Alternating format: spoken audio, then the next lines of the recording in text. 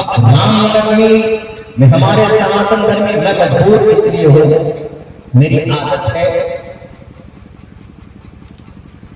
Recently कोई incident होता है धार्मिक एतबार से क्या हकीकत है वो सामने रखना, चाहे वो मुसलमान हो चाहे वो हिंदू हो।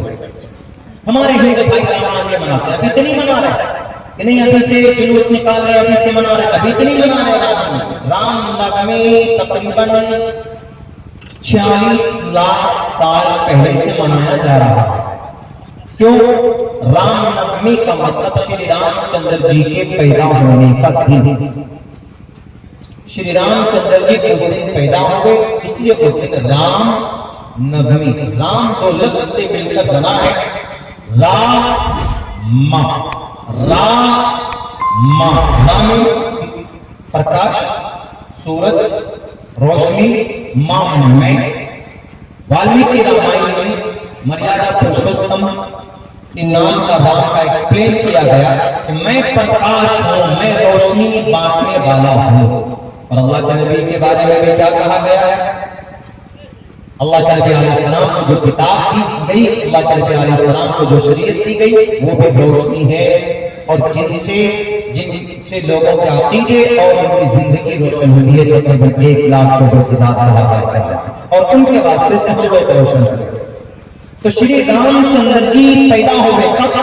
त्रेतायुग, सतयुग, त्रेतायुग, द्वापर युग, कलयुग।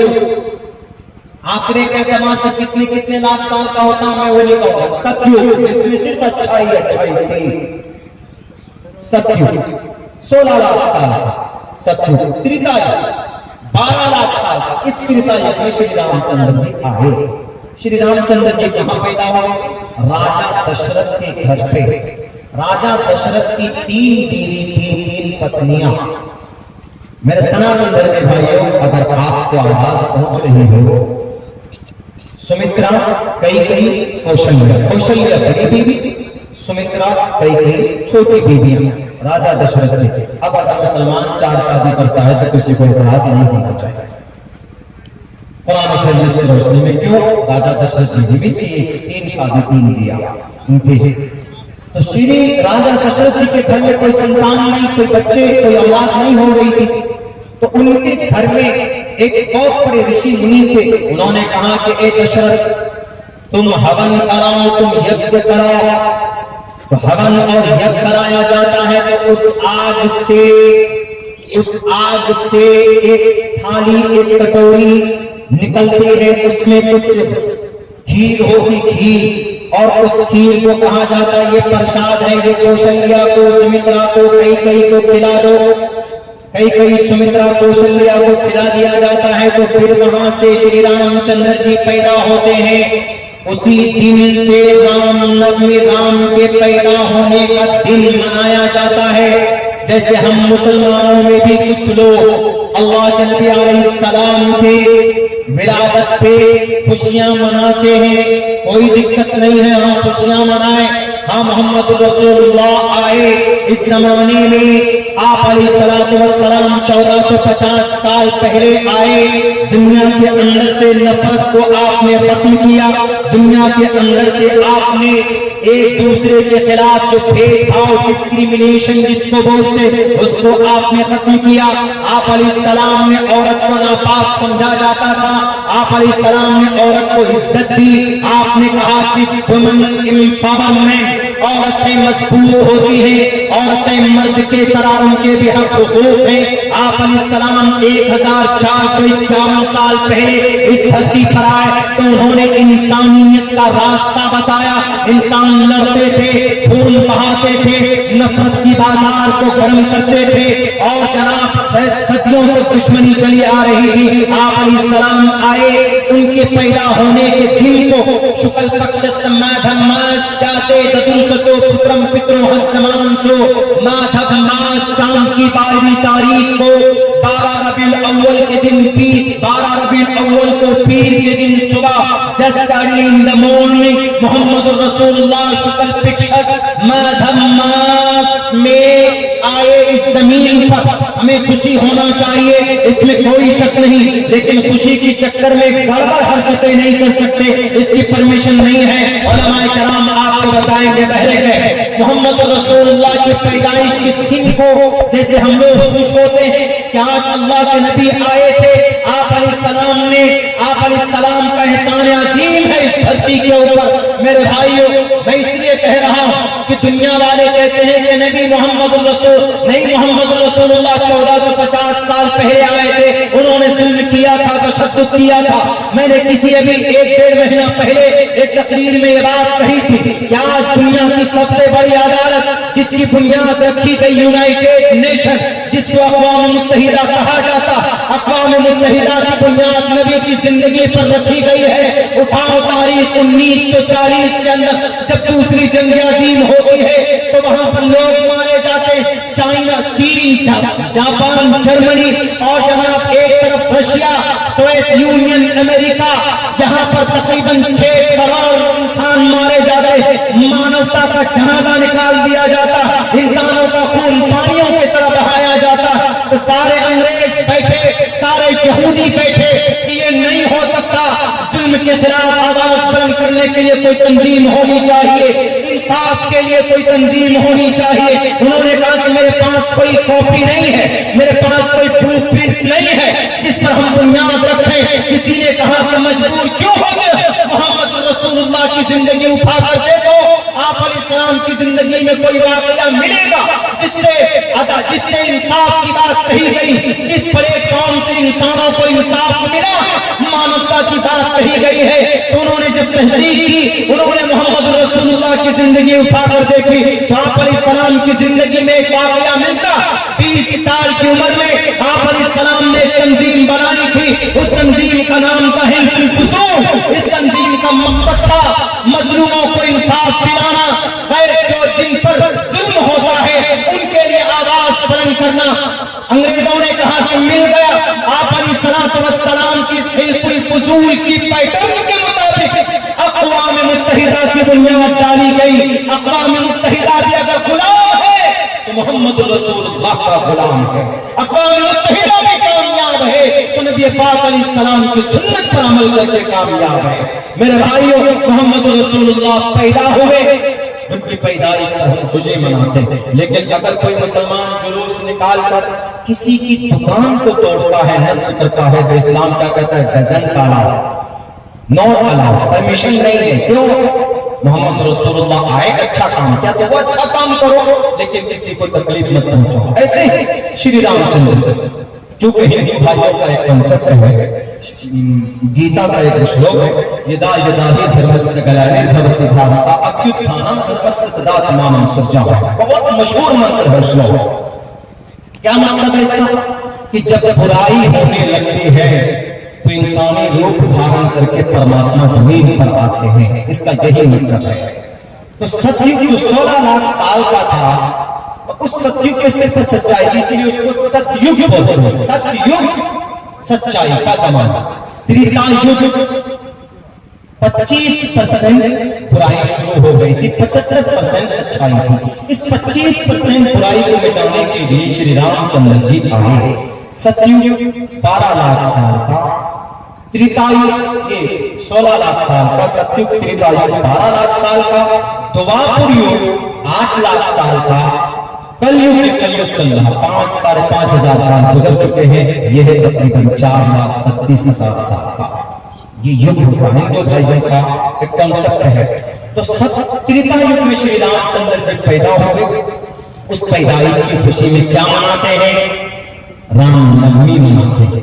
रामनवमी में क्या करना है? रामनवमी त्योहार हिंदू भाइयों का एक होली है, एक दीपावली है और एक रामनवमी। बहुत सारे त्योहार हैं, लेकिन बड़े त्योहार दीपावली, होली और एक रामनवमी भी, शिवरात्रि है, महाशिवरात्रि है। तो ये रामनवमी श्री रामचंद्र जी के पैदा होने के दिन खुशियां मनाते हैं। खुशियां नहीं बल्कि उस दिन क्या क्या काम करना है? पंडित चेल करण दास लिखते हैं अपनी किताब में कि इस दिन सच्चे भक्त को, इस दिन सनातन धर्म को क्या करना चाहिए? सुबह उठे सवेरे, ईद में सवेरे उठे, यहां पर भी क्या कहा गया? सवेरे उठे, नहाए पहले नंबर पर, रात में न मालूम कहाँ गए होंगे, कहाँ चोरी की होगी, कहाँ पर मारे होंगे, इसलिए कहा नहाओ सबसे पहले।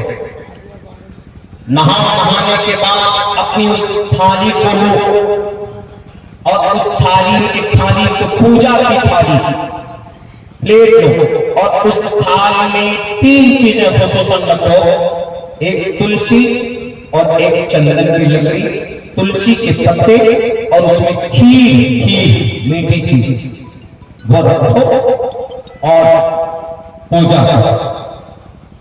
कितनी अच्छी बात है। रामनवमी में अगर राम को खुश करना है तो ये काम करना। दूसरे नंबर पर यह कहा गया कि अपनी बीवी बाल बच्चों के साथ बैठकर कीर्तन भजन करो और एक दूसरे के साथ हमदर्दी का मामला रखो। मनुस्मृति में भी ये बात कही गई है, शाम विद्या न तपो न दानम न शीलम न गुणे न धर्मा। मनुस्मृति जिसको आज लागू करना चाहते हैं करो। देखते हैं भारत का निजाम, जमहूरी निजाम जीतता है, लेकिन जैसे दकियानूस और जालिम फिर लोग जीतते हैं। यहाँ पर अच्छे लोग अच्छे हैं ज्यादा है इस देश में, हमारे सनातन धर्मी भाई, और कुछ ही तबके के लोग हैं जो बुरे। क्या कहा गया, ये शाम विद्या, हर जगह ना लगा, ना संस्कृत में ना नहीं के लिए होता। ये शाम विद्या, उस दिन ये शाम यानी उस दिन को रामनवमी में ये शाम न विद्या न तपो न धर्मा न शीलम न ज्ञानम न गुणे न धर्मा ते मृत्युलोके भूमि भार भूता मनुष्य रूपे मृगाश्चरन्ति। समझ में नहीं होगा संस्कृत, एक्सप्लेन करता हूं। इस दिन जिस इंसान में जानकारी ना हो, इस दिन भी जिस इंसान में मानवता ना हो, इस दिन जिस इंसान में धर्म की कोई बात न पाई जाती हो, तो याद रखो ते मृत्युलोके भूमि भार होगा। तो इस जमीन के ऊपर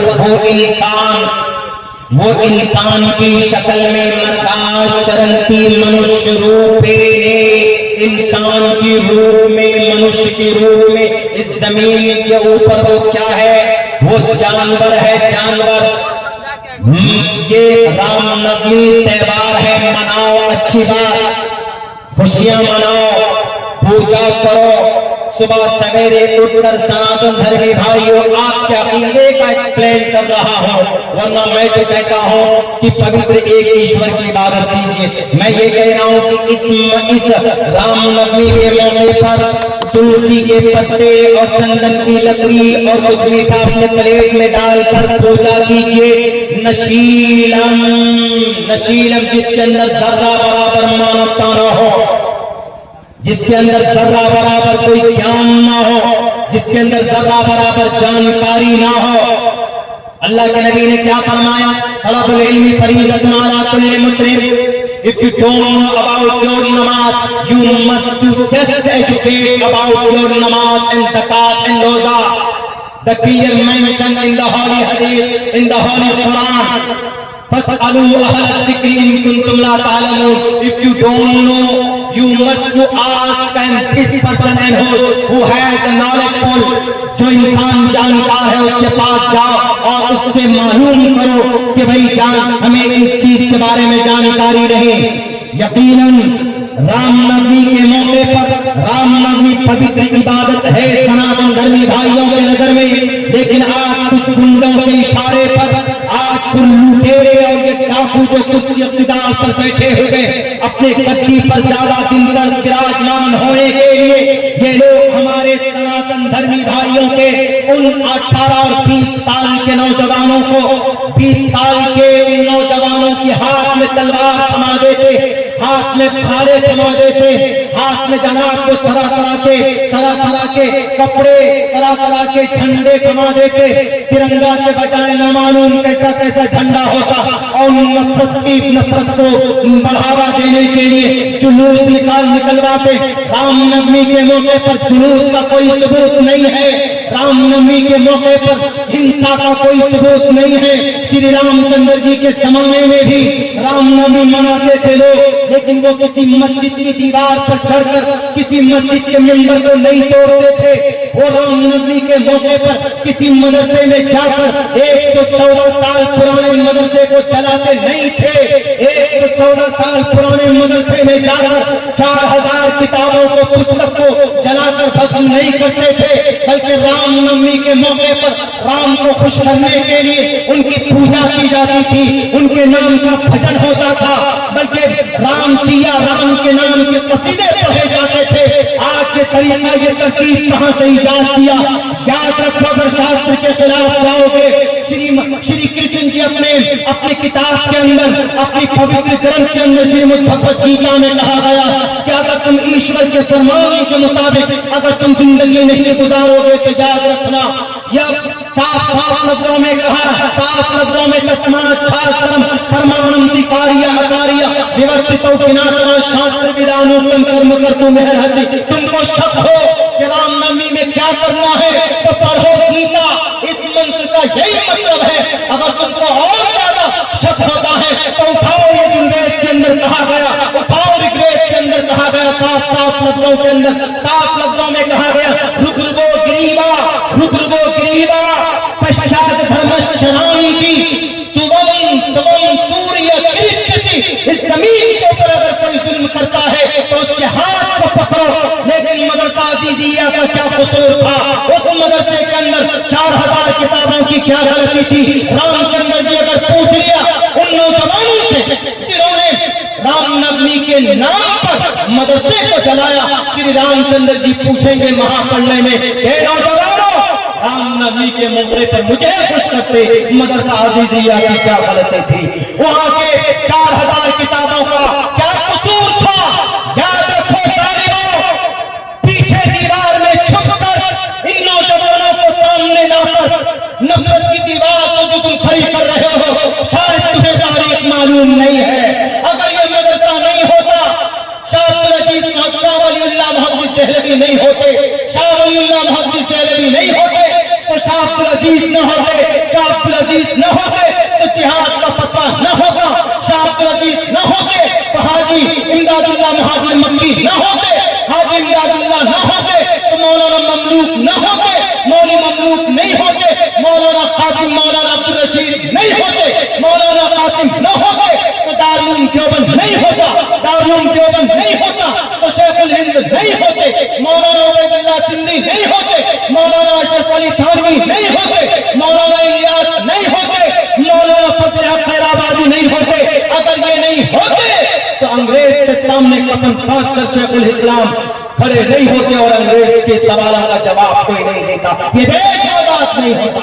आज तो कुर्सियों पर बैठकर मुस्लिम रिजर्वेशन को खत्म करने की बात करते हैं ना शाह, अगर ये मदरसे न होते, ये उलमा न होते तो आज ये देश आजाद नहीं होता, अंग्रेजों को गुलामी करने होते।